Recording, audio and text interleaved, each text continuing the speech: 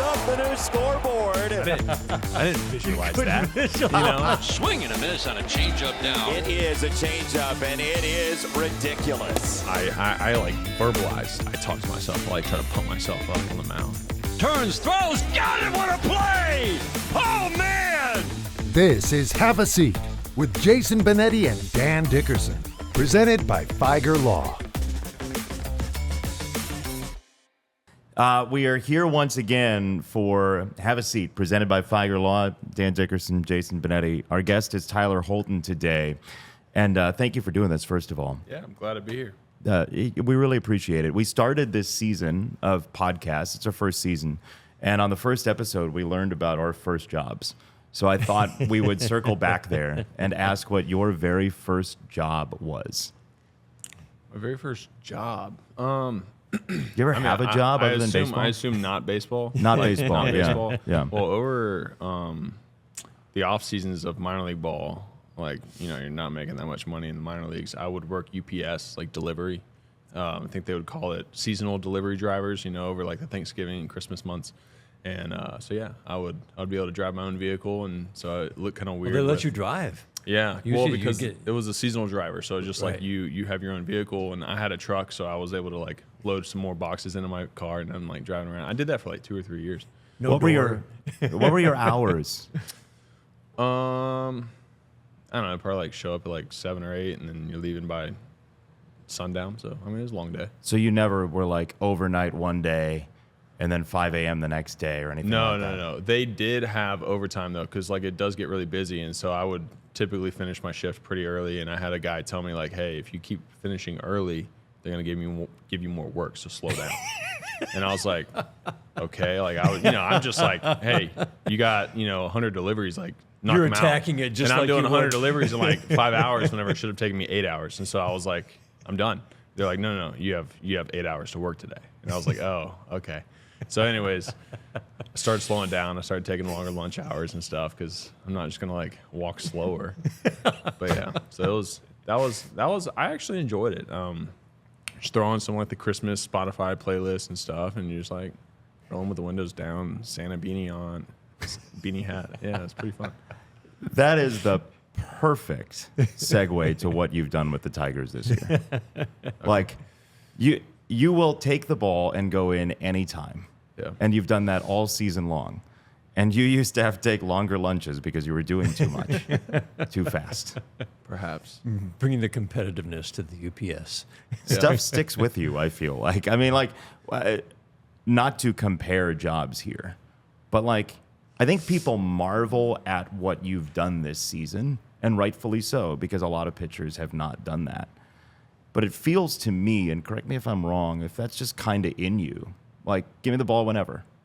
For Is sure. that like, how much of that is who you were before this season, and how much of it is who you've become?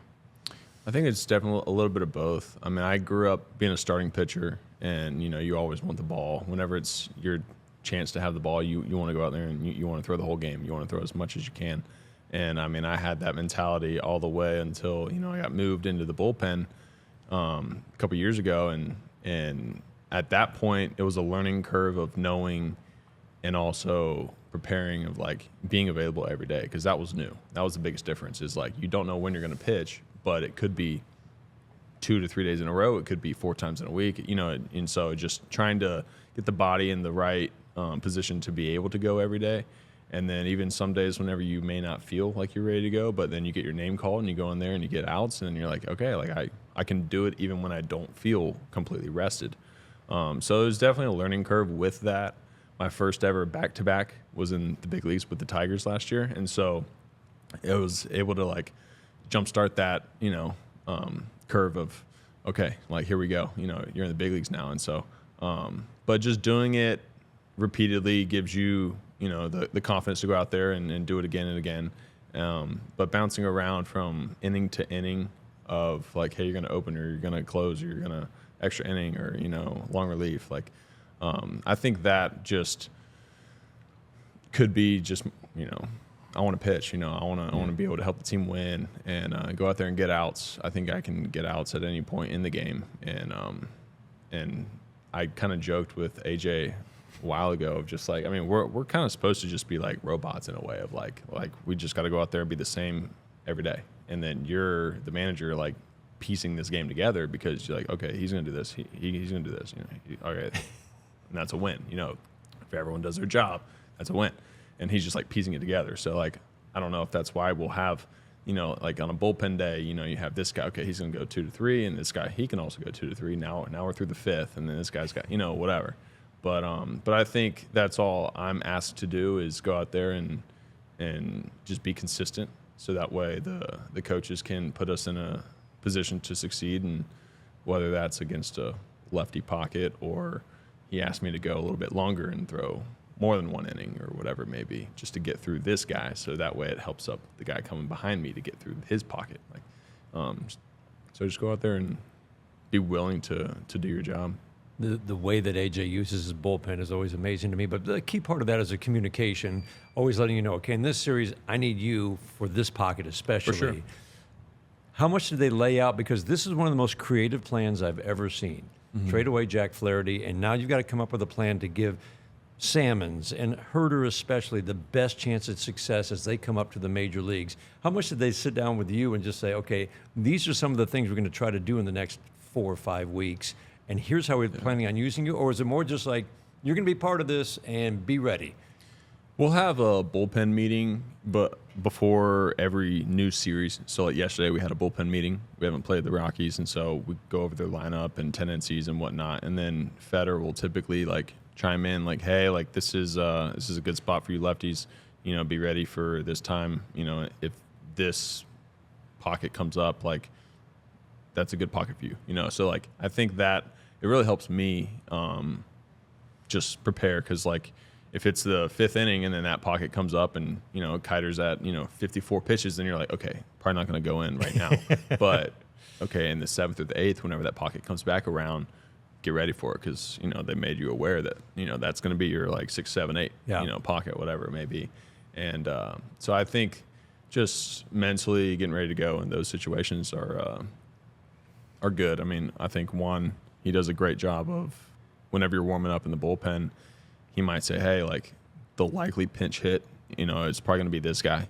So just don't be surprised if they, you get thrown in the game with a guy in second and then they pinch hit, because that's happened before where I might have let it get to me and I'm just like not even thinking. And then I'll overthink of like, oh, I didn't even throw my cutter, in warm up. And then now it's a righty. And next thing you know, I'm not throwing strikes and whatever it may be. But just learning, that's just part of the learning curve, of doing it multiple times. Juan does such a good job out there, doesn't he? I mean, yeah. Just those little things. Hey, he likes to bunt. He'll take it with you. And I'm like, okay. Like, all right. Next thing you know, he scores in the first pitch. And you're like, you're crazy, But, yeah, I think all three of our pitching coaches really bounce off each other very well. And so it's a good mix. We hear a lot about pitch design, and you had a conversation with Dan on the radio broadcast a while ago, and you were talking a little bit about like having a new pitch every year, it seems like. People ask this of writers all the time, like, what's your process? How do you write every day, to like a writer? What's step one to creating a new pitch for you? What does that look like? What are the building blocks? For me, I'm always looking to grow, looking to get better. And I guess if you're going to add a new pitch, then you would probably look at what you currently throw and where they plot. And so I remember when I was with Arizona, I would ask one of our guys and say, like, if I added a pitch, what would it be? And just based off of like my plots, he's like, probably something in this area or maybe like this area. And it was the like slider. It was like a bullet slider or like a sweeper. And I've never thrown a slider in my entire life. And so that was the spring of 23. And so I started working on a slider. And because my splits against lefties and righties were starting to take a hit, I wasn't getting lefties out as much as I should have. And so that was my goal of that offseason, was to work on a slider. And then soon after, I came over here to Detroit. And so that was whenever I really started working with Robin and Bach, AAA pitching coach, and didn't really like nail it down in spring training. I think they were still trying to like let me be me and like not change anything yet. But See what they had, basically. yeah. But I was still like asking, like, how do I do this? You know, like I'm still trying to learn this. So, like I don't even have the TrackMan at home in the off season, so like I don't really know what it's moving like. It's just passing the eye test. And so, but once the season started, really started getting on the TrackMan and like changing grips and like arm angles and just like release point, whatever little things. And so I made it move literally one time in a bullpen, and it caught. It's like a sweeper, and I was like, what was that? But I was trying to throw a bullet slider, like a 0-0. Right. Like, Static. and then I was throwing just I don't know. I don't really know what it was plotting at, but it was nowhere near a bullet. And I think bullet sliders are supposed to be harder. Right. So that was also the difficulty, was like trying to throw a mid to upper 80s slider, bullet sliders. It was always like low 80s. And so they're like, all right, let's try and sweep it. And so then I made it sweep one time. And then Bach, like, he just like bent over. He was like, oh, wow, you know, like that was crazy. And so I was like, all right, I think we're onto something here. And so Just watching his reaction. Yeah, Oh, I think we might have something. it was cool. And so just learning through practice, just repeating that pitch. And I mean, I don't have it every single day, but going out there and practicing and getting up here in the big leagues with Robin, I mean, he really helped me as well. He'd like get a Sharpie and like make a little circle on it and say, all right, I want you to throw it, you know, spin it, but I want you to be able to see this dot. And the tighter the dot, you know, that's when you'll get the seam shift. Are you a visual learner? Big time. Yeah. Big time. And so I think that helped me with just the practice reps, because in catch play, you don't have movement, and, you know, you're not throwing on a TrackMan every day that you just pick up a ball and play catch. You know, you have to be on the mound, plus throwing off of a mound, typically, like, your shapes will be different than in catch play. Like, my cutter looks kind of slider-ish, and then once I get on the mound, now it's cutting. So, like, it's just a little bit different with Why each. is that? I think it's just the angle plus the intensity that you're throwing it with. But I feel like catch play is more of like a feel. Like, you want to feel your pitches, feel your hand, feel your arm, like feel the body moving right. And then once you get off the mound, and some guys might say different, you know, for what works for them. But once I get off the mound, that's whenever I turn the intensity up. And then it's like, okay, now I want to see the movement that it's supposed to have. But I would say that I'm still like a feel pitcher. Like, I can, if I throw a changeup and it doesn't move the way I want it to, or I throw a cutter and it doesn't move the way I want it to, like, I can typically like feel it. But it is nice to have some of the stadiums that'll plot the pitch for you. Yeah. So that way you can just be like, oh, okay, the cutter's got, you know, more carry today, or the cutter's got more slide today. Like, you know, you can kind of tell. And you hear pitchers talk about intent, the intent that they're throwing the pitch with. Does that help you as well? Like Michael Fulmer had for a long time, a slider that was 92, 93, 94. He's like, no, it's a slider. But it was a cutter, basically. Okay. But he said that was my mindset, so that Yeah. I had to throw it that hard with the release. For sure. I think that's how I learned my cutter, is I would say it's a fastball. Because I was trying to throw it hard. If you tried to be pretty with it, or like make it really cut, like get more movement, then all of a sudden now it's like 6 to 7 off your fastball. And then it's like more hittable because the hitters can like see the break earlier, or they can like catch up to it because it's later, you know, it's a slower pitch. But that's kind of how I was. Yeah. I was like, I got to throw this thing like a fastball and like pretend I'm just like really ripping it. And then it would just be a little bit slower, and it'd have a little bit of wrinkle to it. And then they would just miss it, you know, they'd ground out, you know. And I was like, okay, like that's what I'm looking for, you know. I'm looking for the just miss the barrel. And so that's kind of how that started to develop. Do you ever play poker? Yeah, a little bit. Not like an avid poker player, but yeah. How much do you look for tells in body language of hitters? At all? Oh, yes, a lot. I was gonna say in poker, I was like, I'm not that advanced, but pitching, I am. What are you looking at? Not to give away any secrets, but like what tells you the story in body language? I think hitters sometimes change where they step in the box, whether it's closer to the plate or farther away from the plate. They'll do that sometimes in the at bat. I know the catchers, they like to look at tendencies too, and it's like you'll see, you know, like Raj, he might just be like staring at the hitter, like waiting for him to get in the box before he gives me the sign, you know, and because I know he's thinking along with me. But there might be some times, like my favorite is whenever you get to a quick 2-strike count and then they call time and they're just like stepping out, like, all right, like do I do I change my approach, or like, well, like this is a quick, now I'm back up against the wall, so like they're thinking, you're thinking, and but yeah, just trying to read whatever can give me a little bit of a tell to go out there and execute another pitch that's going to put them in a tough spot to succeed, which in my opinion is I'm just trying to miss the bat and get weak contact. So if anything can give me an advantage in that, then I'm definitely looking for it. When you talked to Dan for that radio interview, I counted, and it's more than 10 times you used some version, some tense of the word confidence or confident. And you even said it in your first answer as we were talking about your job. Where did your confidence come from, and when did it really wash over you as a person? I would say my parents instilled a lot of confidence in me and my sister. I mean, she was a volleyball player, very successful, and I feel like I was learning from her as she was, she's a couple years older than me, but they gave us every avenue to succeed as parents, and so I think we were able to go out there and believe in ourselves at an early age, and I mean, we were athletic, so I mean, I'm sure that helps as well. But I think really having the confidence and support of people that I guess give you the opportunities to go out there and play are really important. But what'd that support look like? Here? No, with your parents. Like, what did that look like?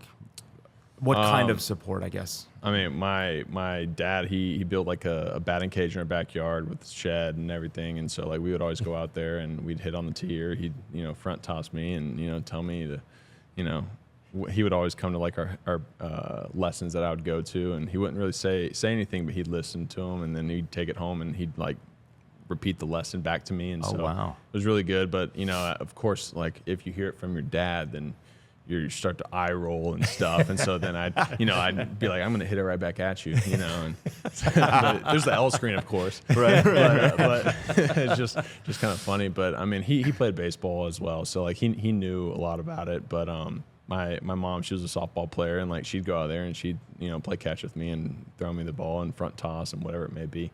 But yeah, I mean we always had everything that a kid could ever want from parents and the support system. So that definitely I was spoiled with, for sure. But I think, I don't know if it's just me, but I was never like the hardest throwing pitcher. I mean, as a kid, I probably might have been, but once you got into like high school and like some other dudes are like really throwing hard, like I realized I have to pitch, and so I think that really helped me take my game to the next level compared to those around me. And once I got into college, pitching coach really harped on having multiple pitches for strikes. And how early in your college career did that happen? That was right when I got into college, so freshman year. Mike Bell, right? Mike Bell, yeah. He had this thing in the bullpen. It was AAA 3-4K, and I was like, what is this? He's like, anytime, any place, any count, I can throw like 3 pitches for strikes. And so it's like, okay, like that's a cool little motto, but if you think about it, and it's literally like at any time you can spin any of these 3 pitches for strikes, then that puts a hitter in a tough place. They have to cover a lot of different things. And I mean, I think to this day, if you ask a hitter, like, what would you rather face? A guy that, just throws 100 and that's, that's what's coming, and all he has to do is try and time it up or take it if it's a ball, or whatever. Or if you have to like cover this and this, because they're all going to be strikes and you don't know what's coming, then if they sit one pitch, then they might run into it. But if they sit one pitch and it's something else and they got to swing, then it's it's going to be a tough situation. But I guess knowing who you are as a pitcher and just finding what is best for you is important to understand. And I think I have a good idea of the pitcher that I am. I'm not necessarily going to be throwing 100, but I think I can throw fastballs by some hitters. But it's just pitching. I mean, in this era of high leverage relievers, the chase is for the guys who throw upper 90s. Mm-hmm. And like you said, that's not you. When did you kind of realize that you're command could be kind of a superpower, your edge to being a really good late inning leverage reliever? Well, the first part of me being a command guy, I thought that was kind of who I was probably back in high school. Like I was able to throw like fastballs inside, and that was, in high school it's just like fastballs away and then fastballs away, like that's how you would pitch. Catchers were setting up in the other batter's box, and it's like, oh, you hit your catcher in the chest, strike. But you could jam guys, if you go in, and so I was able to throw with the confidence to like throw inside. At an early age, I had a good pitching coach, Michael Hyde, and he was like, that's a big deal. Learn this how is to the throw next step. in. Yeah, this is the next step. And so I was like, all right, like I trust you. I think that has a lot to do with growing as well as trusting in the right people. But throwing late in the game, I was a starter, so I never thought that was even on the plate for me for literally until it happened, and I was, kind of shocked. But then I think the first time, I don't know when the first time it was that I threw like high leverage late in the game. But when I got my first save last year, and I came in the game and bases loaded, 2 outs, and I got a strike 3 call, was a little bit up, but I remember just feeling so like couldn't I was so jittery, I was just buzzing, and I was like, anyways, the inning was over and I got out of it, and then I think Fed or AJ came up and he was like, it's just the same thing, it's just an inning, It's just, You're like, I know. yeah, right. And so I was like, oh no, I couldn't feel my arm, and he was like, why, like why not? It's just like you're still pitching, you're still doing the same thing, and so but it's all perspective, like you kind of overhype some things in your mind, and that's what could stress you out, or it could whatever it may be, but it's all perspective, and so I think I was able to, after that moment, it is, you're just going out there and pitching. It doesn't really matter. If this is your pocket, this is your pocket. Go out there and you got a lefty, you got a righty, you know how to pitch to them. Just go out there and, if you stick to your guns and you execute, you should be able to have some success. And I think just believing in that plan kind of leaked over into me throwing in some of the higher leverage situations time to time. And if you have success, then you're probably going to get another opportunity. But I don't really look at it as, I don't know, as probably what it is. I just look at it as this is, my role, and this is my opportunity to go out there and get outs. Isn't it wild, Dan? You're so stoic on the mound, and you've talked about it, but to hear you talk about being jittery is almost like an out-of-body experience for us. Yeah, jittery throwing 91. Right. What else in life makes you jittery like that? I don't really Anything? know. You seem pretty centered. That's why I was wondering. Yeah. No, I just think being on a mound in front of 40,000 people is what'll do it for me. That's what this coaching staff seems to do so well. AJ talks a lot about hitting with runners in scoring position. It's we're trying to take all the external factors out and just remind you have the advantage standing there at home plate. And it seems like the pitching staff does the same thing as well. That, in other words, this isn't the pressure moment. This is you doing what you do well, and like you said, in just a different inning. But it seems like they do a really good job of turning the equation around to make sure that you realize you're the one who's got the advantage. For sure. And again, I think the one word that I think of whenever you were just saying all that is your perspective on the whole thing right now. It's if you get a pinch hit late in the game, I remember being the one that was at home watching in the playoffs, and you just see this guy come pinch hit, he might hit a home run or something. Yes, that is absolutely insane. But this guy has probably been the entire day, he's been told, hey, this is your matchup. Prepare, visualize, get ready. And so the whole day, it could be, Andy, he's ready for the whole day. He's just okay, if that lefty gets up, I'm going to be ready. And I know what he throws. I know what he's going to try and do. And I'm going to be ready for it, And so then he comes in and I haven't talked to Andy, but if it was anything like what I would prepare for is all right, I'm going to have a plan. And if I go out there and I execute my plan, then I should have success.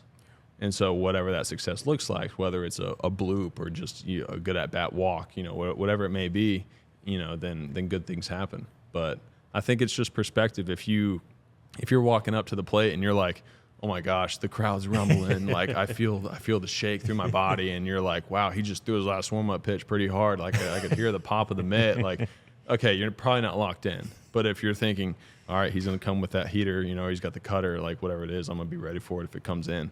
I mean, that's just different perspectives on the same exact situation. So the best players in the game, I would say, can stay in that. I mean, I've heard it called the flow. Yeah. Is like stay in the flow state. Yep. Like the trance state almost, right? Yes. Yeah. And so I think you can practice it, and I just don't know how you can really practice it besides being out there in that element. But that's why doing it multiple times, like you learn, you learn how to channel it and get back into it. And one thing for me is I like verbalized. I talk to myself. I like try to pump myself up on the mound. And What do you say? I'll verbal it. Might not be for TV, but Wenzel came on here and we hit the bleep button like 4 times. He was like, sometimes you look up in the lights and you're like, oh shit. yeah. Well, yeah. I mean, I'll say like let's F and G. Like come on, like 1, 2, 3. Like let's go. Attack. Like whatever. Might drop some other things, but to make it personal. But Personal to you? No, the hitter. Oh. I like that. But it's just, I mean, it's mirror you, like I have, 9 people around me to help me get this out. But like at the same time, like it's a me versus you, if you're the hitter. And so you make it personal, because sometimes that might be what you need to find the edge. I think I might have talked to you about I love that part of it. finding an edge on the mound. But Did you ever get into a fight as a kid? No, but I've thought about it. As in, like, I think one would happen one day. Like, it could. I don't know. But Why? I don't know, man. We play in a sport where bench is clear. Emotions get high. Emotions get hot. He's such an interesting, but it's like an introvert that has like an extrovert's athletic sensibility. Would you call yourself an introvert or extrovert? Probably an extrovert. You think so? I Why? think people who know me, I'm an extrovert. How so? What would they say? I don't know. I mean, Now you're being an introvert. yeah. Well, I don't know. Like, where you put cameras in front of me, I'm probably an introvert, just because I don't know. For sure. But I think I'm very like happy-go-lucky and just spontaneous and whatnot. What do you like at home with your friends from home? What would we see if there was a Tyler Holton reality show? Probably watching a lot of sports, and especially football in the off season, and going golfing and going out on the boat from time to time, stuff like that. So when the Knowles lose the first 2, Yeah. how we doing, bud? Glad I have this job to distract me. I'd probably be a lot more invested if I wasn't doing this right now. But yeah. But no, I mean, pyramids weren't built in a day, so hopefully they can come back and have some good football. I mean, Florida State is near and dear to you. You Yeah, obviously went yeah. there, but I mean, your dad started taking the games there when you were, what, 5 or something? Yeah. I mean, I grew up there in Tallahassee. I would get checked out of like elementary school and some days. That's like the best, right? Yeah, it's like a Tuesday, like whatever game, and all right, let's go watch batting practice. Check me out. So yeah, it was pretty fun. That college team you had, there's some people scattered around baseball right now. For sure. How much do you keep up with and watch? I mean, I know obviously like we saw Cal Mm-hmm. a couple weeks ago, but like, what does that mean to you still and those people? It's special. I mean, I knew that we had a good team, in college, and I mean, I know I don't know exactly how many guys have made it to the big leagues, but I know like Drew Carlton was here, and now he's with San Diego, and Kyle Raleigh, Taylor Walls, Cole Sands, and there's still probably some more on the way.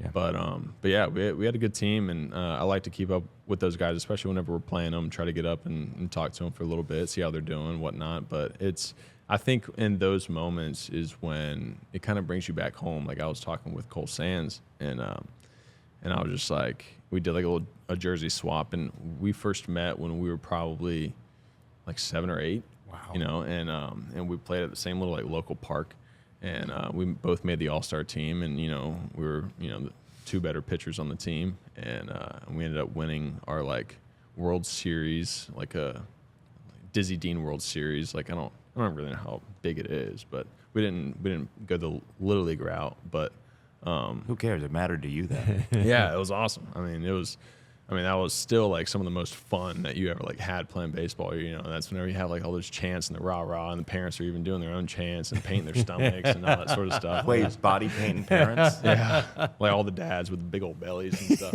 Oh yeah, Your that dad was fun. too? I don't know if he did it, but I wouldn't be surprised. I'm sure he did. But no, he was a coach. Yeah, So I was going to say, I was coach. just thinking about, he He was a coached. coach, yeah. That would But, be a little. Yeah, a little suspect. If coaches were coaching third base and first base. Waving it. Hey, these days you don't know.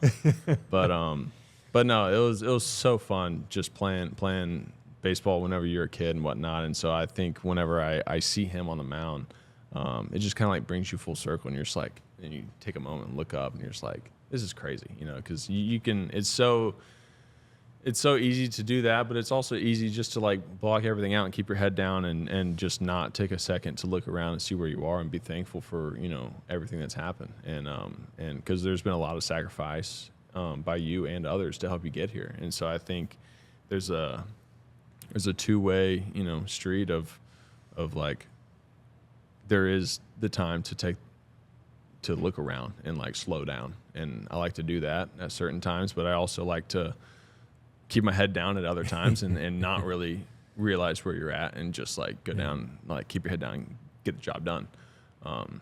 Funny story was in Omaha in college, whenever I was throwing the first game, we practiced the day before or whatever it was. And I remember like not really soaking it in because I had to pitch. I had to pitch the next day. And so like, I was like, all right, that's it. There's a mound, there's a catcher, go out there and pitch, you know, like don't really look around. But yes, it was the biggest stadium that I've ever played in. And so I pitch whatever the first game, we ended up losing, but the next game I was looking around and I was really taking it all in. I wasn't playing that day. And I was just like, this place is crazy. Like, dude, like there's so many fans here. And they're like, there's more fans for game 1. And I was like, oh, like I was trying not to like psych myself out, you know, but like, I think that was what I needed to do to like have a little bit of more success that day. Cause you know, at the time I was probably a little bit more immature and I would have been like, oh my gosh, there's so many people looking at me, you know, but Ball 4, ball 8, ball 12. Exactly. You know, cause that can happen and it can happen really quickly. But if you just are like, oh no, like it's just baseball. Like I'm pitching. I know I've thrown the fastball away, you know, 100 times. You're like, here we go. You know, it's The brain is a crazy thing. You know you're doing it to yourself, but you still have to fool yourself. How do you do it? I think you have to train it. A lot of people don't realize. I don't think, I could be wrong. Don't know if the brain is a muscle, but you can train your brain. Absolutely. And so I learned that first with Arizona. We would have our like mental skills coaches, and you could do it daily. You could do. I mean, there's so many different ways that you can like train. And I was a big visualizer, and so I would do it even in like high school and college before I even knew what I was doing. I would like pretend like I'm pitching to this guy, or I would pretend like I'm throwing my fastball away, or I would pretend that I'm landing my curveball right on top of the home plate. Like I'm pretending that I'm throwing all these pitches. So that way, whenever I get on the mound, it's like, oh, I've kind of seen this already. Even though you haven't done it. Just on your own, you did that. Yeah, just on my own. But there's so many other ways. Like I honestly had a difficulty visualizing being in a bad situation, being like runners on second and third with nobody out. I'd be like, how did that happen? I didn't visualize that. You know? And so what I learned was,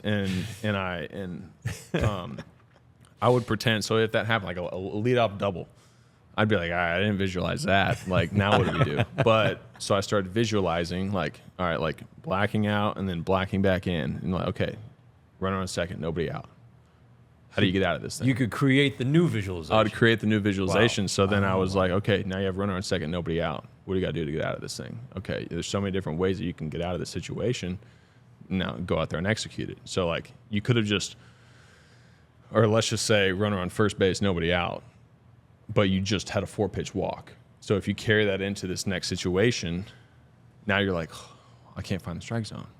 But if you like black out and then you black back in, you're like, all right, coming in right here, running on first base, nobody out. Like we can get a ground ball double play and we can wipe the bases, 2 outs. Like you can channel it differently, but it doesn't always work, but I think it helps me because I can just wash whatever I've done. As a logical person, though, you're always thinking about what got you there.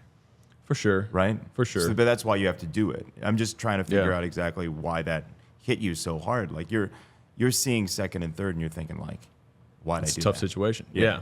Yeah. So it's, but I think, you have to have a short memory. I mean, it's easier said than done, but you have to have a short memory in this game because, you throw a strike and the umpire balls it. And then, are you going to think that it's 0-1 in your heart because you thought you threw a strike or you knew you threw a Right. strike? And then, or you're just going to be like, all right, whatever. You're like, all right, let's go. And then you got to throw another pitch, So you have to have a short memory, but still, I think the mental side of baseball for anyone, pitchers or hitters, but I think especially pitchers is way more important than the physical being gifted to throw hard or something like that. Will we see you close your eyes on the mound? Will you Like as you black in and black back out? Like, do you actually close your eyes after something probably like not. that? You just do it mentally? Yeah. Or just like stare into like a blank space on the ground or above the stadium or something. Like, I don't know. Wild.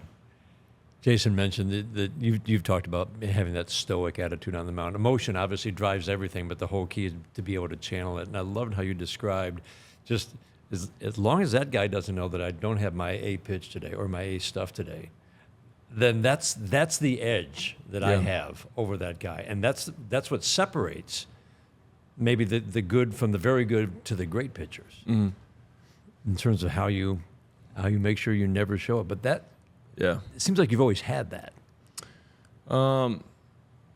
Kind of. I don't know who told me long ago, but it was definitely like probably in those high school ages, like travel ball, whenever all the guys are up on the railing, like cheering, with all their like chants and stuff. And if you're like, like showing a bunch of emotion, like you throw a ball or whatever, and you're just like stabbing at the ball, you're just getting frustrated. Yeah.